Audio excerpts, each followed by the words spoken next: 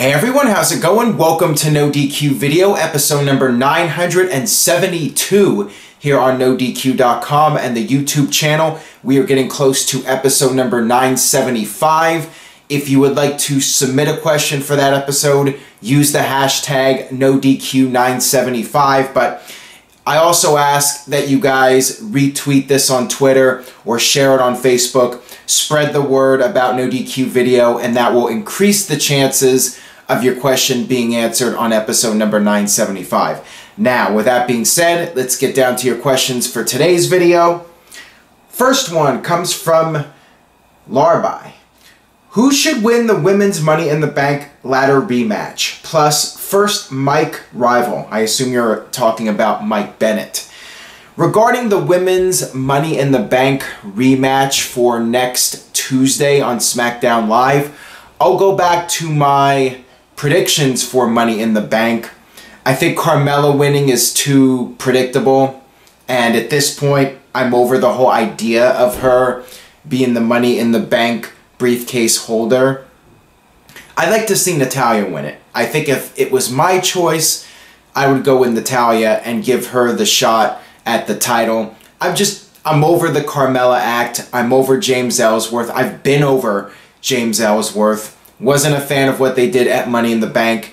And Carmella just winning again, yeah, I'm sure it'll get heat. And that's one of the things that people have used as a defense for this. They've said, well, it got heat at Money in the Bank. Carmella's getting heat. But guess what? Vince Russo got heat in WCW when he won the world title. Did it translate to good television? No. Did it translate to good business? Hell no. So just because something gets heat, there's good heat and there's bad heat. And I think what happened at Money in the Bank was bad heat. Now, granted, the ratings did go up, but Raw's ratings were also up this week. So I think just there's a little bit more buzz about WWE right now heading into the summer, and now that there's no more sports competition, naturally the ratings will go up a little bit. But time will tell. Can WWE keep the momentum going? That's the big question, and I'm sure next week they'll do a good number. Money in the Bank ladder match on free television. One would think the ratings would be pretty good for that. We'll see. But I'm definitely expecting a good number, but I think it's really important that they have something on that show, and the conclusion is satisfying so people will want to tune in the next week and the week after that and the week after that. Carmella winning again? Not sure if that's going to keep people tuning in. I'm not sure if Natalya would, but I like the idea of Natalya getting the shot and her being the Money in the Bank briefcase holder. I think she's one of the most talented performers that hasn't really gotten the opportunity to be the women's champion and have a good run. So because of that, my personal opinion, I'd like to see Natalya win it. And as far as Mike Bennett goes, that's a great question. He was not on SmackDown, at least on the show. Him and Maria were coming out during a commercial break segment. At this point, we have no idea who he is going to feud with. Maybe Ty Dillinger for a first feud. I could see that happening. Ty Dillinger seems to have nothing going on right now, so why not? Mike Bennett versus Ty Dillinger. I guess that would be something for both guys to do at this point. This one comes from Rico. What are the plans for Rusev moving forward? Money in the Bank storyline dropped. Lana getting a push. Where does he fit in on SmackDown Live? That's another solid question, because every week that we think Rusev is coming back, he doesn't. And this week there was all this talk about him returning, and apparently he was backstage at SmackDown Live this week, but he was not on television. Actually, quite a few people were not on television. What do you do with Rusev? I think we could possibly see maybe Randy Orton versus Rusev. I think that that's an option, with Randy Orton most likely not winning the title from Jinder Mahal. I could see Orton feuding with Rusev next. Maybe Rusev will be the one who costs Randy Orton the next match instead of the Sin Brothers, and that sets up Randy Orton versus Rusev. I could see that as a possibility. At this point, I'm not really sure what you do with Rusev. breaking him off with Lana, having them do separate things, I really don't think it does either of them any favors. I think they're best off as a pair. Maybe Rusev could turn babyface. Maybe it's time to turn him. A lot of fans like him.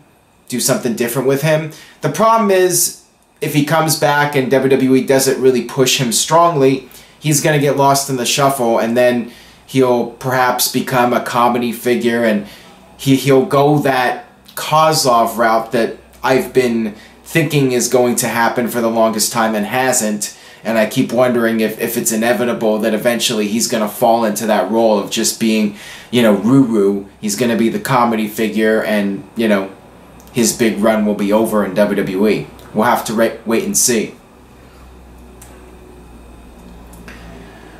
This one comes from Izzy5234. What are your thoughts on Charlotte's current SmackDown run? She barely says a word now, and her face turn kind of sucks. What's going on?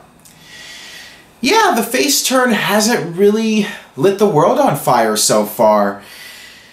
I think that a really good showing in next week's Money in the Bank match could definitely help get her career back on track. And as long as Naomi's the women's champion, I think Charlotte's going to be stuck in that secondary position, unfortunately.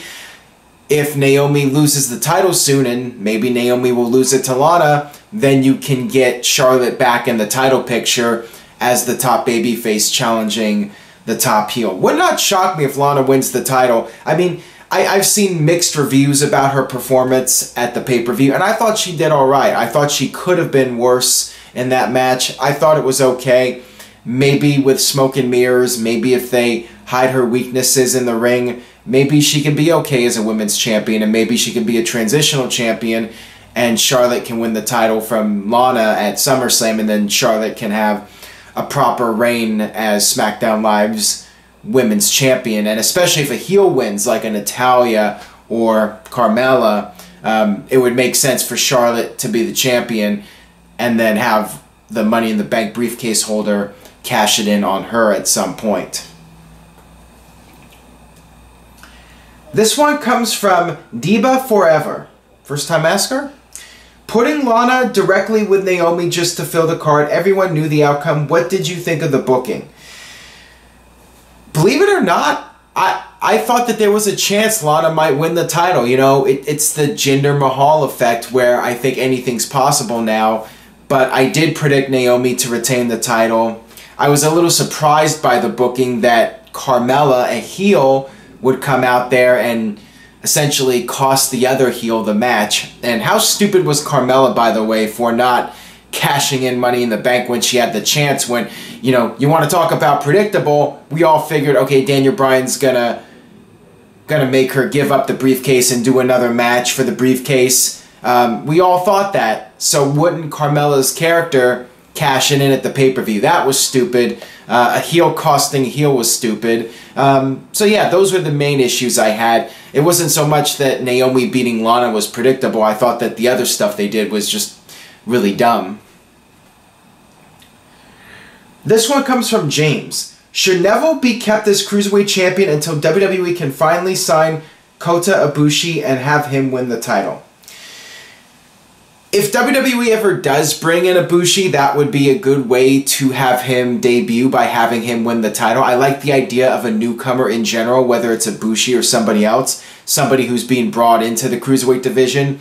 Winning the title from Neville is a way to establish them right off the bat and get them hot off the bat right away.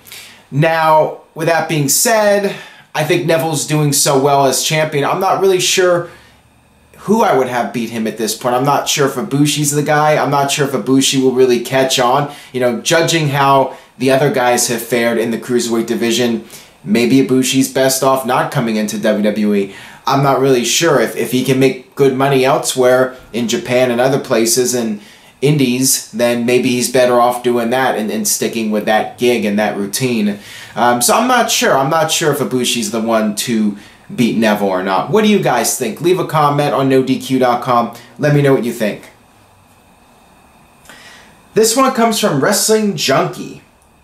What's your opinion on Neville? I like his character more than Balor's, yet he's stuck with the Cruiserweights. I think Neville's really shining in the cruiserweight division. I think he's one of the few highlights of the division. When you look at successes in the cruiserweight division, I think Neville has to be right at the top of the list. His career was going nowhere with the normal guys in WWE, the heavyweights, whatever you want to call them. Once he went to the cruiserweight division, it really gave him a resurgence. It was like a career renaissance for Neville, and he's doing great. Like I said, I'm not sure if there's anybody that should be taking the title off of him at this point. If Aries wasn't going to do it, Aries is arguably the biggest star in the cruiserweight division along with Neville. If Aries isn't going to win it, then I think Neville should just be a long-term champion until you have somebody built up, or you bring in somebody, maybe Enzo. Maybe Enzo could end up in 205. Although I've seen mixed feelings about that. Some people think Enzo's not a good fit for the cruiserweight division. What do you guys think? Again, leave a comment, NoDQ.com. Should Enzo go into the cruiserweight division, or should he stay in the normal WWE heavyweight division, whatever you want to call it? This one comes from JC Combat 007. Correct me if I'm wrong, but are you a first-time asker as well? It seems like we're getting a couple of first-time askers. For the future, anybody who wants to submit a question, if you've never asked one before, or if I've never answered one of your questions and you're trying to get one to me for me to answer, use the hashtag PAIV1. Please answer in video 1 for first time, obviously. When, in your opinion, did the Attitude Era start? A lot of people have different opinions on this. I would say the Attitude Era unofficially began with Brian Pillman pulling the gun on Steve Austin. When I look back, that was the first real controversial angle. Although I might even go back sooner than that. I might go back to JR's promo where he brought out the fake Razor and the fake Diesel. That was stupid. But the promo itself, it was one of those first worked shoot promos on Raw that really, broke the fourth wall or whatever. JR, for the first time on television, Vince McMahon was referred to as the owner of the WWF, which had never been done before. So JR was doing this worked shoot promo talking about how he got fired. I mean, that was the first promo of that kind in WWE at that point. So I might say that promo was the beginning, the unofficial beginning. Maybe the Brian Pillman pulling a gun on Steve Austin. Maybe WrestleMania 13, Steve Austin, Bret Hart double turn. There's a lot of segments you could say really kicked off the Attitude Era. Of course, I think the official debut was that Vince promo, the end of '97, when he said, we here at the WWF are tired of having the audience's intelligence insulted. How ironic is that statement today? But that one, that would be the official beginning. It would be that Vince promo, or maybe even Survivor Series '97 with the screw job. And I think that was the first night that they debuted the scratch logo and did that first Attitude Era promo. So maybe Survivor Series '97. All those dates I listed, you could argue, kicked off the Attitude Era and got it going. This one comes from The Dark One. Why did AJ Styles go straight to Raw and Joe, Rude, and so forth had to go through NXT? Should they have went straight to Raw or SmackDown? AJ Styles was red hot in Japan, so I think that was the biggest factor. The fact that AJ went to Japan, he left TNA and had success in Japan and was a big name there, and WWE decided to do that raid of New Japan Pro Wrestling stars, not just AJ, but they also picked up Anderson and Gallows and Nakamura. With AJ, he was one of those rare exceptions, and AJ himself said that he should have gone through NXT first. We've seen a few people do it. AJ's one of them, Mike Bennett, and I think part of that is due to his wife. She's already been in WWE. She has the experience. She knows what to do, in terms of going out there and performing in front of the cameras and all that stuff that you learn in NXT. Maria knows that, so Mike Bennett can learn from her. And I think that's why Anderson and Gallows went straight to the main roster, because Gallows was already in WWE, had the experience, but guys like Nakamura, made sense for them to go through NXT, and pretty much all the other guys, Joe, even though Joe did work some dark matches, those were many years earlier, and also Joe did not go to New Japan and have that big run. So I think with AJ, it was just the timing was right. He was red hot coming off of New Japan, and they wanted a big surprise for the Royal Rumble, so they brought him in and said, screw it, he's going to be on the main roster. This one comes from NJ Sickboy. What about WWE doing only one pay-per-view a month, have it be 4 hours long and co-branded? On one hand, I do like that idea because it's getting really ridiculous now with all the constant pay-per-views, and the pay-per-views feel so unimportant. But on the other hand, SummerSlam, Survivor Series, WrestleMania, Royal Rumble, the big pay-per-views, the thing that helps make those pay-per-views important, not just the legacy, but also the fact that those pay-per-views have both brands. So it makes those top pay-per-views more special. I'm not a fan of 4-hour pay-per-views, so I think it's a decent idea, but if I was going to do anything, I would just have a Raw pay-per-view once a month and a SmackDown pay-per-view the next month. So alternate. SmackDown 1 month, next month you do Raw, and an 8-week gap. And that way you get more time to build up storylines and do that. It's just hard to say because I feel like WWE would just make the shows drag out really long if there were 8 weeks between a pay-per-view. So I'm not really sure what you do. In an ideal scenario, you could do a lot of pay-per-views and all the pay-per-views would mean something. And you would put a lot of stock into those pay-per-views. But when you have a pay-per-view like Money in the Bank, or any pay-per-view in WWE for that matter, where you have the pay-per-view and then you give away the rematches on television for free, and the rematches are better than the pay-per-view matches, like Dolph Ziggler versus Nakamura on Smackdown. I thought that was better than the Backlash match. And then you're going to have this Money in the Bank match, which my gut feeling is it's going to be better than the pay-per-view match. And, that just makes the pay-per-views feel like even less of a big deal. So I think the first thing you need to do is go all out on the pay-per-views and make those pay-per-view matches the best WWE matches of the year. This one comes from LY. It's hard to take Nia Jax and Alexa serious when I see them hanging out on social media 24/7. What's your thoughts on the lack of kayfabe? I have addressed this before. I do think that wrestlers should maybe have 2 separate accounts, maybe have one account for their character and another personal account so they can post their own things online.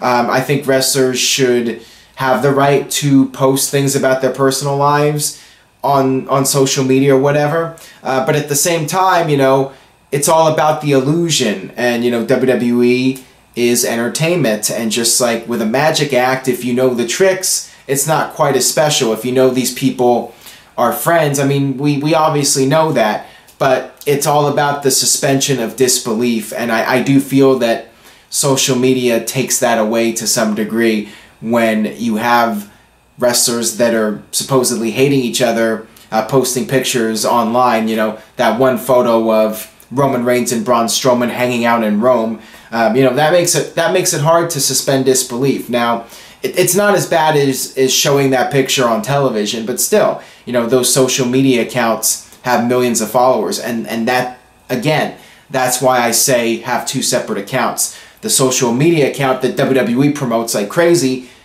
keep the kayfabe going on those accounts, and on your personal account that WWE doesn't mention, then you do whatever the hell you want as long as you're not making the company look bad.